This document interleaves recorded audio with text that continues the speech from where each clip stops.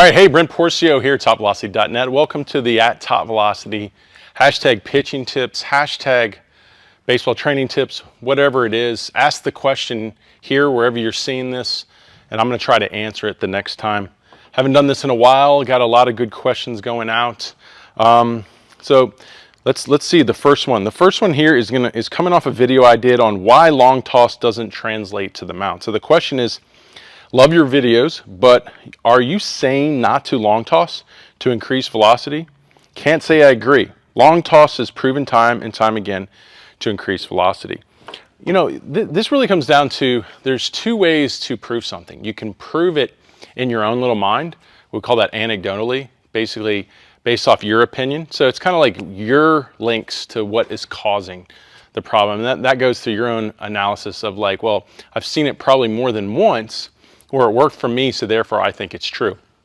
Then there's a way we call through peer-reviewed evidence. It's an empirical method of analyzing something's cause and effect. And typically, when we do that through medical, what you find in medical journals and research is you find that they use larger sample sizes than we typically use in our head. You know, something like 25, 100 people. I've got one study, and it's a long toss study of over 600,000 people. And that's the one I like to go to a lot because the sample size is so big. And then that's actually using statistical analysis. If you've ever taken a stats class where you do the correlation coefficient, how strong is the connection? And you look for that moderate to strong correlation. And in the case of long toss, we have really two studies like that. We have an ASMI study that's the famous Dr. Andrews and Dr. Glenn Fleissig. They did a study a while back looking at long toss and the effects of it in velocity and health. Then there's also the study that was done with the old Modus sleeve that collected over 600,000 baseball players going through throwing at distance and looking at the stress on the elbow, what we call the valgus torque. And it's pretty obvious that everyone has a limit to where there's a certain distance you achieve, and you're going to start going into excessive stress on the elbow. And that happens typically on average in Little League pitchers. If you look at the study, just past 120 feet, high school pitchers are past 150 feet. And you're going to understand that some are able to go farther than others because some are stronger, better mechanics, all the things that really drive health and drive velocity. Those guys are doing it better, so they're able to go farther before stress, when other guys aren't. So the problems with long toss is it's kind of thrown out there generally to everyone. It's like, hey, everyone on this team, go throw 150 feet. Well, some guys are going to be experiencing maximum stress, and some guys aren't. So that's where it is an issue. Long tossing at distances is an issue for health. And if you're going to look at it for velocity, in that study didn't look at velocity, but the ASMI study did. And it found that when you went to max distance, your velocity actually stayed the same or dropped. So in that study, they were using college players. And when they got to, it was like over 250 feet or 240 feet in the study, the velocity went from like average of 85, 86 to like 84. So it was increasing slightly, little bit from the 60 feet heading to 200 feet, but when it went to max distance, there was a drop. And the study hints to why, comes up with what they believe is their theory why.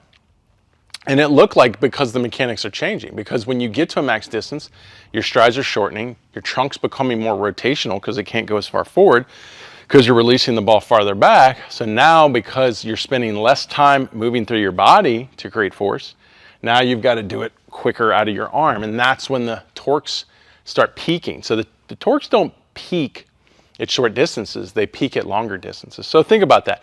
A form of training that we've done since forever, and everybody probably does, when we get to a certain distance, we're all going to hit maximum stress. So what is that difference? Distance, and it's different for everybody. And then also too, why are we doing that? If we're forcing high school kids, college kids, little league kids to go to those max stress distances, what are we doing it for? Why are we risking the health of their arm? For what reason? Well, if you're going to say it's for velocity, well, we have one study that looked at it, and didn't see that you were really increasing velocity out there. Or there's been no long-term studies that I know of where it's saying, yes, that velocities are increasing over time with long toss.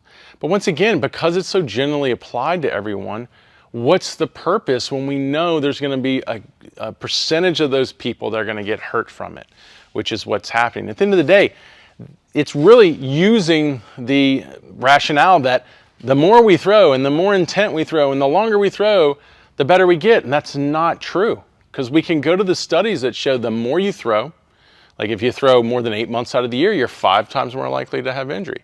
If you throw on 2 teams at a time, you're like 8 times more likely to have injury. If you're a pitcher-catcher, you go back and forth, pitcher-catcher, you're like 7 more times to have injury.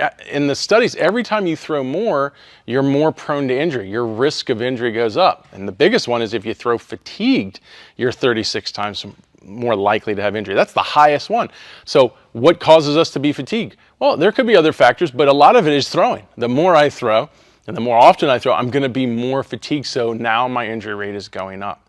So that's the challenge here, and I know it's programming, meaning like you obviously got to know when to throw, when to recover, but then we can see over time, the more we throw, the more the shoulder weakens, it breaks down, wear and tear, the muscles the back of the shoulder starts to thicken because the muscles are getting weak, so the tissue's trying to thicken up to protect it.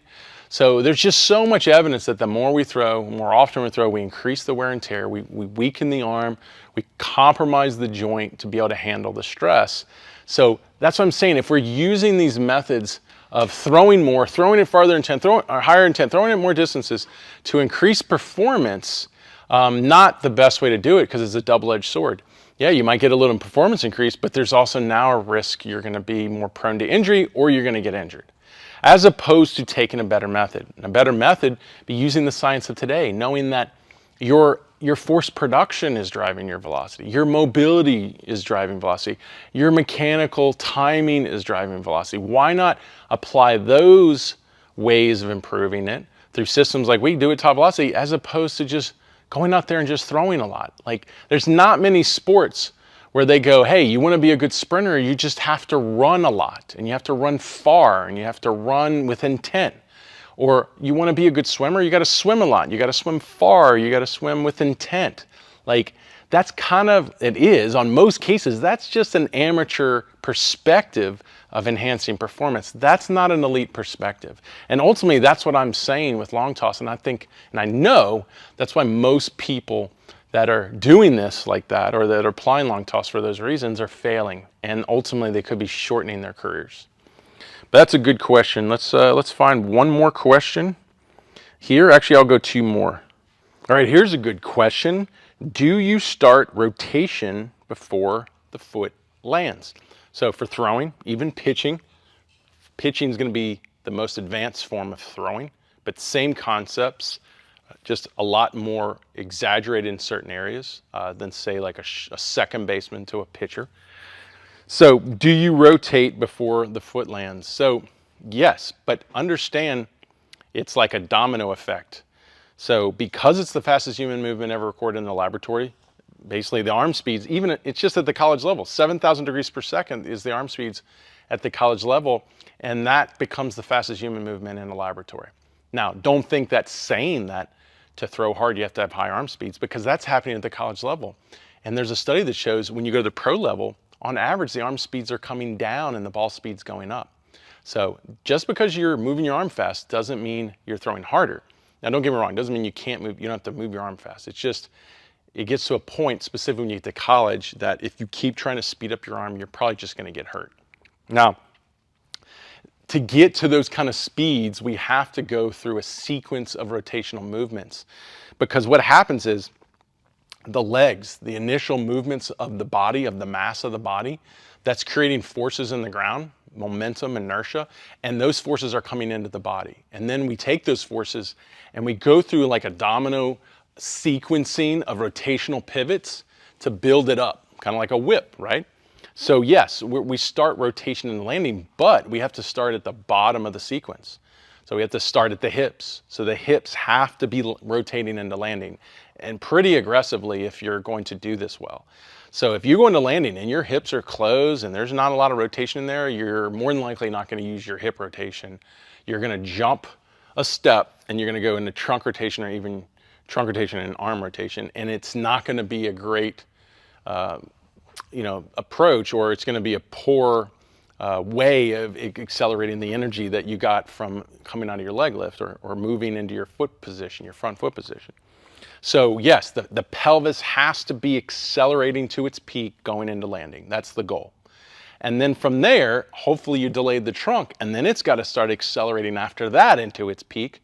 Then the arm will come in after that, and that's kind of the three steps or the three dominoes that are building that potential energy up into all the energy that you're going to put into the ball, which creates force in the ball, and it'll even spin the ball. So that's a good question, and it's challenging to understand that, to learn it. You'll probably understand it before you apply it, but it's something that means if you're doing it well, you're an elite mover, and most people aren't born with that. Most people have to train that. So if you're not in a training system to do that, typically not while you're in competition, because competition is a tough place to build habits, in mechanics, because the habits you're trying to build is strategies in competition. So you really need to do that out of season. I think that's where most people fail. They're not doing it out of season. All right, last question here. How to cure that pain though? So it's in reference to the video I did on what can cause bicep pain throwing. It's a common question because it's a common wear and tear issue, is the bicep. The bicep gets beat down a lot when we throw. I typically see it flare up when guys start ramping up for season and their throwing volume goes up really quick.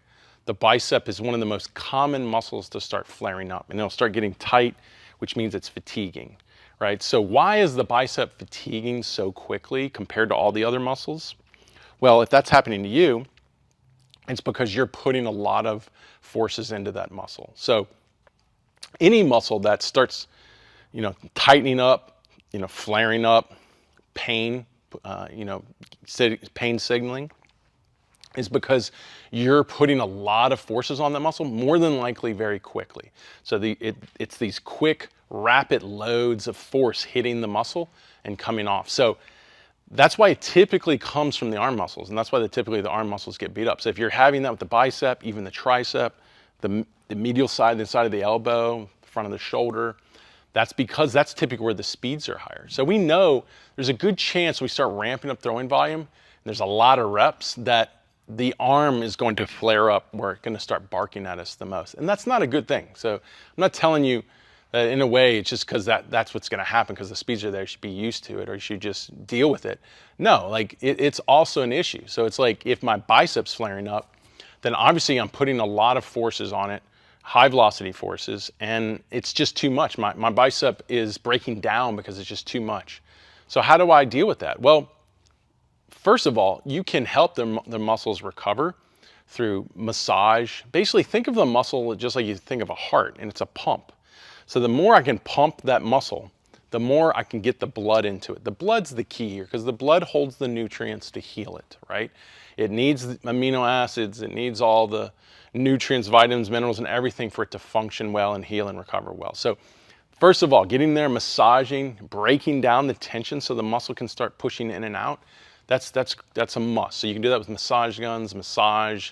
You can even, that's what cupping does. It pulls the blood into that area. It's like pulls all the blood around it into that area.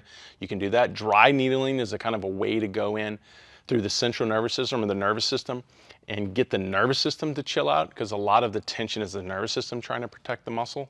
But that's always going to be temporary because that's a mechanism of protecting that muscle from the stress. Really the key is the pumping effect of getting the blood in. Even when you see guys wrapping it, like voodoo bands, putting compression on it and then taking it off, it's just, once again, it's creating a pump.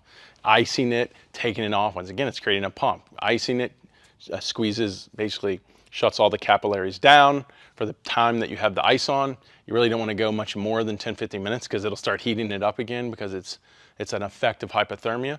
And then you take it off and you let it heat up again. It's the same thing. It's all a pumping effect. So that's why I'm supportive of ice if you do it correctly. I'm supportive, compression. I'm supportive of cupping. I'm supportive of massage guns, electrolysis, like stim is a pump, because it's all doing the same thing. Okay, so that's important when you're in wear and tear, is helping the muscle recover. But if it's a constant problem, then we've got to fix probably what the issue is. Could be the muscle is just weak, right? So that's the one simple solution. Hopefully you're right that the muscle is weak. How can you tell if it's weak? Well, it's not gonna test the bicep strength, but if you use something like the Arm Care app, go to topvelocity.net/armcare, get that app, do an assessment of it, of your strength, internal, external, scapation, grip strength. You're getting an understanding of overall arm strength, and it's gonna tell you what's going on. If your external rotation is weaker than your internal, it's gonna tell you. If your overall strength of everything is not high enough to be over 20% of your body weight, it's gonna tell you you're weak. And that's more than likely a big link to your problem. Strength has a lot to do with your health and your performance. So you need to understand it and assess it just to make sure you know where you are. Outside of that, there's mechanical problems too. So someone who's just wearing out his bicep is that guy who's pulling inside 90, focusing on arm speed, elbows leading, everything's late to decelerate, not arms staying back, behind your head, turning over early. These are all these pushing movements. And you can also be in a dragging movement, like your trunk's going early, this is dragging back here. A lot of that starts going into the shoulder, which the bicep goes into the shoulder, and it's the same thing, but it just moves up into the shoulder. So at any time you think pulling inside 90 is a good thing, it's not. It's wearing out your arm. And the reason is because your trunk's more than likely early. That's why you're trying to get inside 90. You're trying to get your arm up and keep up with your trunk so it doesn't drag. And because of that, everything's going early, which is gonna force your arm to have to push and decelerate late. And that late deceleration, boom, that's the explosive quick forces hitting the bicep that are just shredding it and beating it up. Okay, so that's not the fix. The fix is delaying your trunk, allowing the arm to free up, giving it more time, letting it load earlier and decelerate earlier, as opposed to letting your trunk keep flying, pulling your arm inside 90, forcing your arm to keep up, pushing at the end because it's late to keep up, and then forcing late deceleration, which is going to be a more aggressive way of decelerating. So it's more than likely those mechanical issues that you need to work on. I could go way in depth how you do that. It is delaying the trunk, but how do you delay the trunk? It has to do with your hips, it has to do with your legs, it has to do with the timing of your legs and all that.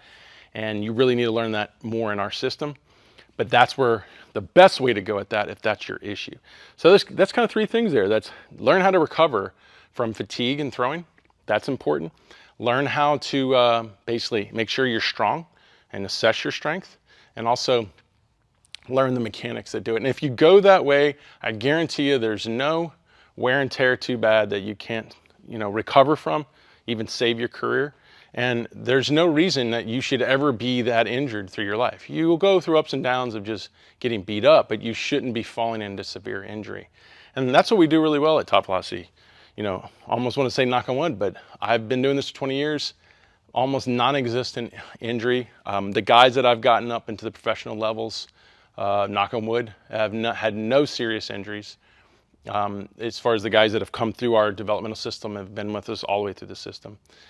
So yeah, if you apply those three things and you do it really well like that, injury should not be of concern. You should definitely be in control of those issues. So if you have any questions, I want you to post them below. We'd love to hear from you. I'm not going to do this all the time unless you demand it of me, but yeah, I would love to hear from you, and I'll try to answer them on the next show.